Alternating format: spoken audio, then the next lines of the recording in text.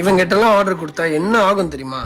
பதட்டமா ஒரு கஸ்டமர் என்கிட்ட கேட்டாங்க, உங்களோட ஒர்க் எல்லாமே எனக்கு ரொம்ப பிடிச்சிருக்கு, ஆனா ஆர்டர் கொடுக்கலாமா வேணாமான்னு பயமா இருக்கு அப்படின்னு சொன்னாங்க. நான் கேட்டேன் ஏன் அப்படின்னு. அதுக்கு அவங்க சொன்னாங்க, உங்ககிட்ட ஆர்டர் கொடுக்கணும்னு ஆசையா தான் இருக்கு, பட் ஆனா போட்டோஸ் எல்லாத்தையுமே நீங்க வந்து உங்க பேஜ்ல போட்டுருவீங்களான்னு பயமா இருக்கு, இது எல்லாமே எங்களோட பர்சனல் போட்டோஸ் அப்படின்னு சொன்னாங்க.